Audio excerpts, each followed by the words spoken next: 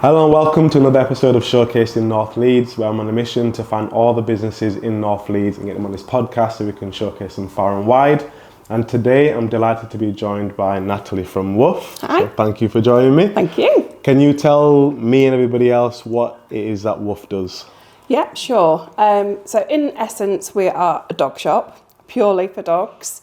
And it's basically come about as a result of trying to support our son who's autistic and creating an opportunity for him to have a career when he's older. Okay. And part of that has been very much entrenched in getting the community to support us and us supporting the community. How did it start off then? Like why a dog shop? Because we've got dogs ourselves. Right. Dogs are great. They're therapeutic. And if you've got a child that has got learning disabilities or anything like that, they are really good at sort of helping that child develop. They make a connection between the world and them. I didn't know so they're really good to help regulate the child, all sorts. So they're really good from that point of view. And I'm sorry, I didn't know like that. Dogs. Yeah, no, I had no idea of that. Yeah, you can get therapy dogs now for autistic kids. So how many dogs have you got? 2. And both were to help you. Well, no, we had the dogs beforehand. Right. Before Toby, well, we had one before Toby joined us, and we got a second. But we noticed after a number of years that one of them in particular would gravitate towards him and help calm him down. I mean, he absolutely loves it to bits. We have to sort of like say, just chill out, mate. Really? Oh yeah, absolutely adores her. Right. And then from that, then you've seen how the dogs can help Toby, and you wanted to open up a dog. Is it specific to help people who have got dogs for autistic children, or is it just dogs in general? No, we are very inclusive. We are happy we've had people in who have got rescues that are nervous, and they bring them in and they use the environment to help train them. I've got 2 very loud schnauzers, so we welcome noisy dogs. The other businesses either side might not, but we do. Yeah.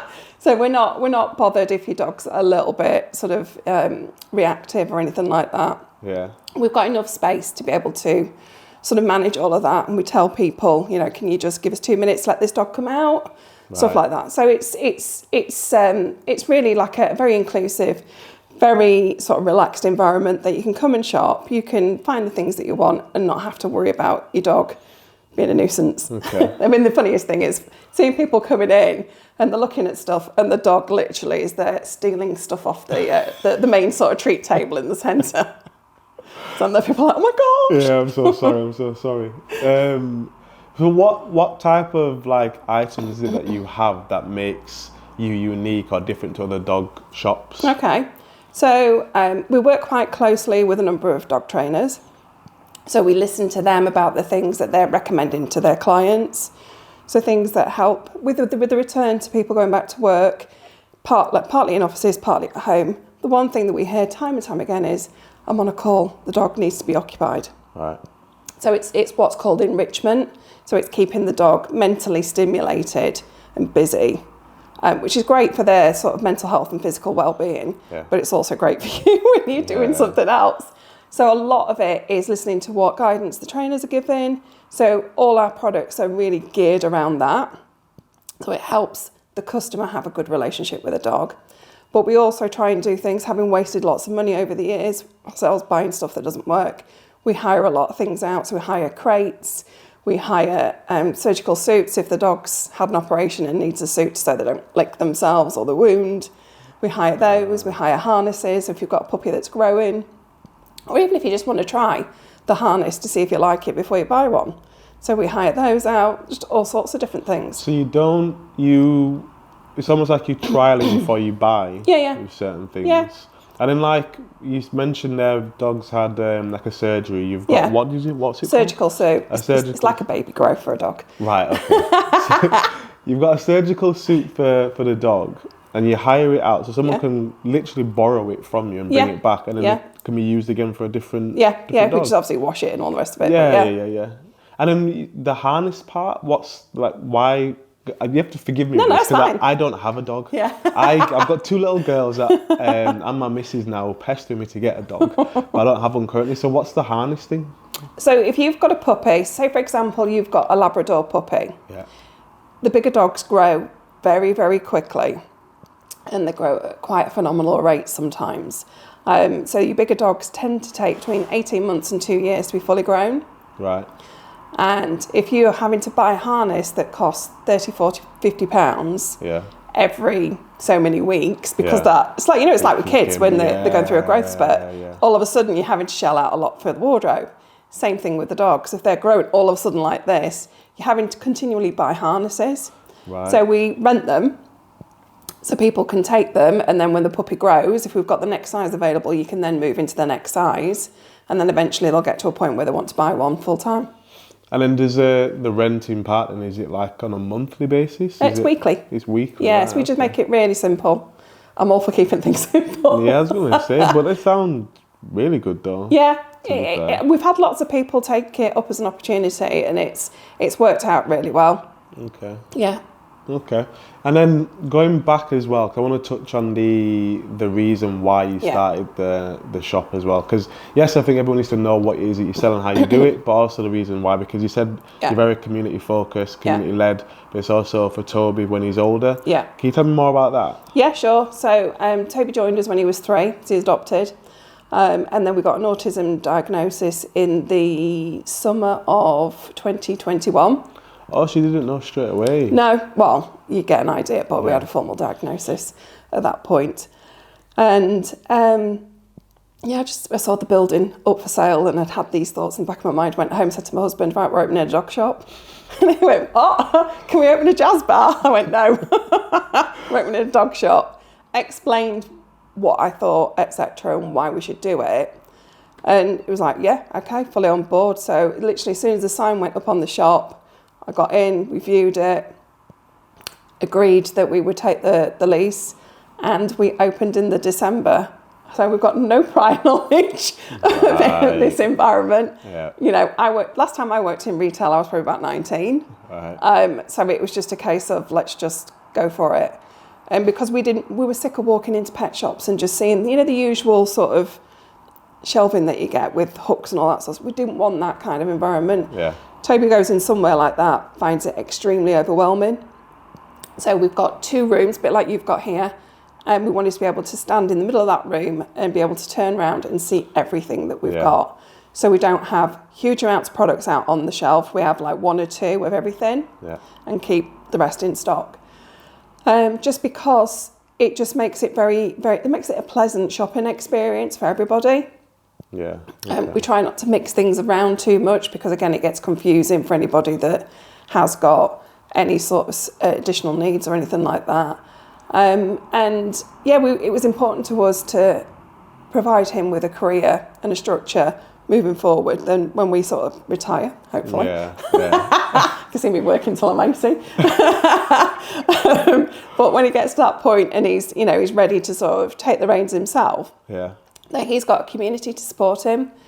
Right. A lot of people who've got autism, they tend to have little quirks, that sort of stuff. So I said before, they don't have an awful lot of eye contact. Yeah. So it can be disconcerting for people if they don't know that you're talking to somebody and they're staring at the floor.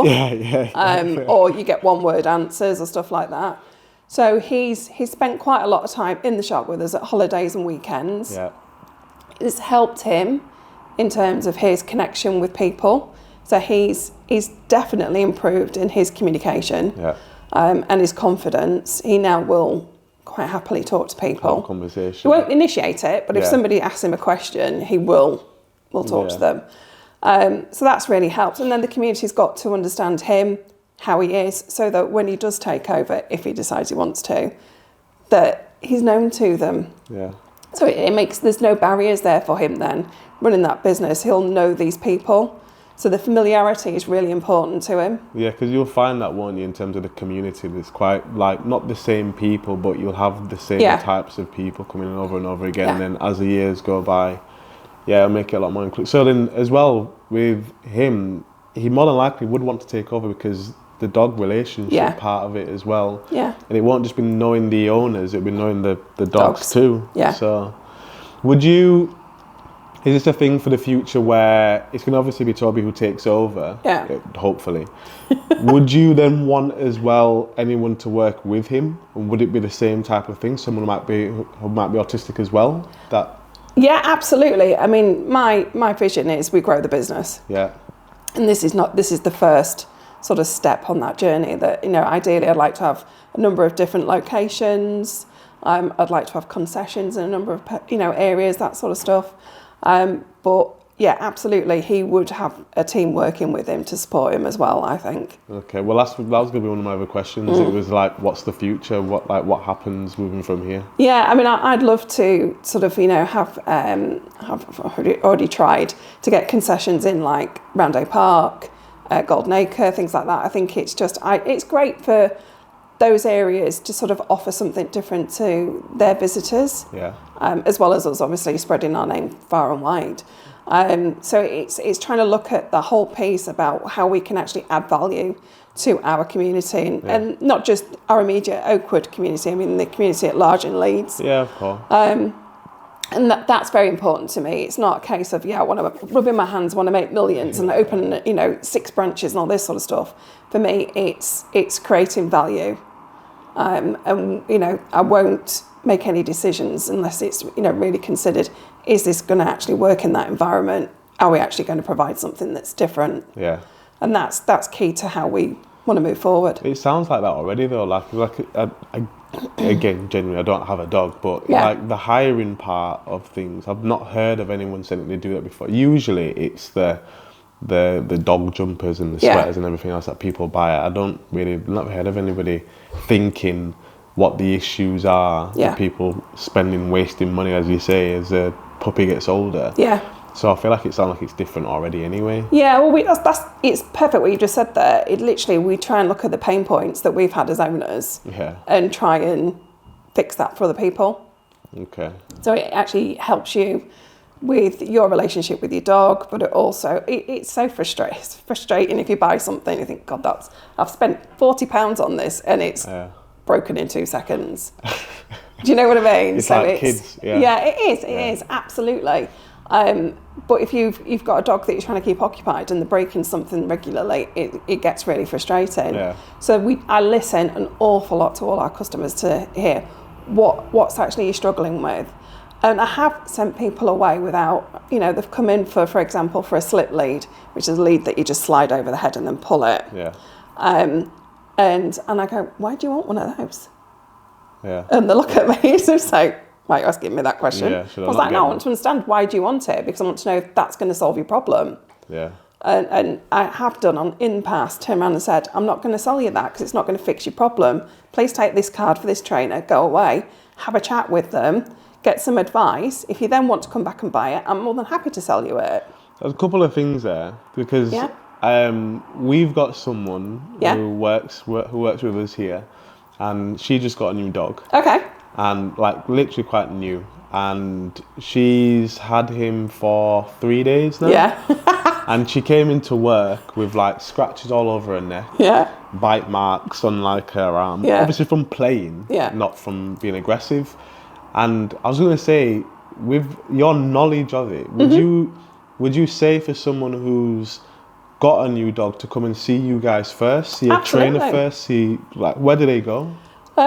Combination of the two, to be fair. We've got blogs on our website which tells you how to prepare for a puppy. Right. What things you need to have, simple stuff. But talking to a trainer before you bring that puppy home will give you the best start. And it's simple thing. Most people don't think about it. How are you getting that dog home from the breeder to your house? Yeah. Because that can have a big impact on them. Yeah. Really, it sounds ridiculous, but it can. No, First simple thing, most people really excited, bring the dog home, take it into the house, let it look around. No, take the dog straight out to the garden because the first thing the dog will want to do is have a wee. Yeah. And if you put them in the house and they have a wee in the house, then it's like, oh, it's okay.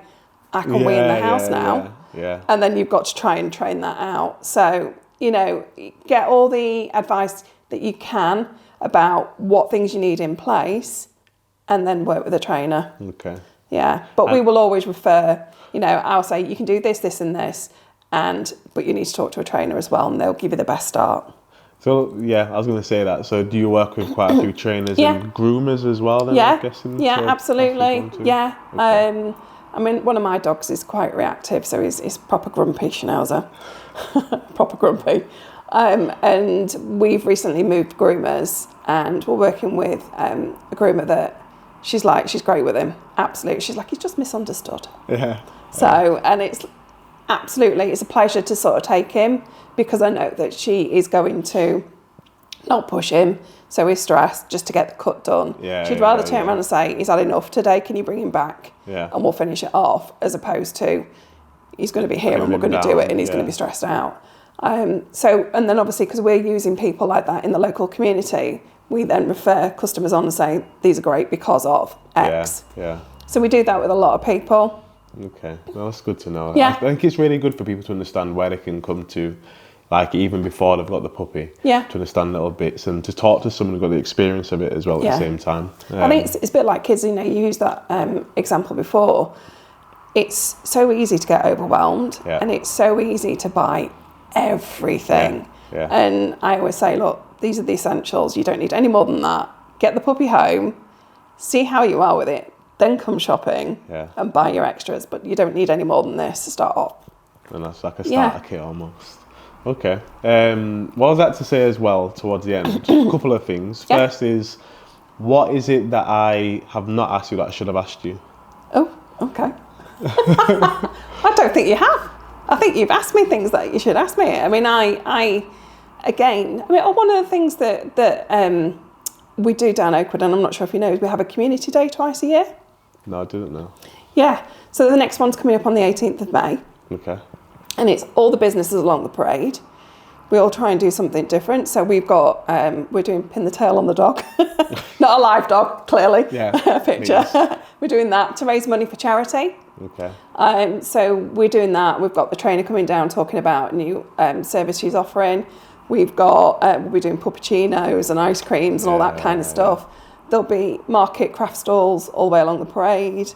Other businesses doing bits and pieces. We've got music. Nice. So there's bits of all sorts. And it's just really to sort of really bring the Oakwood community together and raise some money for charity. That's good to know. Well, maybe we can definitely get that promoted as well, for sure. Yeah, so I mean, that is, I kicked off the first one about, I think it was about a year and a half ago. So we've done about 3 or 4 since then. Yeah. So it's always gone really, it's gone really well. Okay. And then lastly then, to ask, how do people find you? Okay. Well, we're literally right on the high street, so with a bus stop literally just to the side of us. So you can't miss us really in that point of view.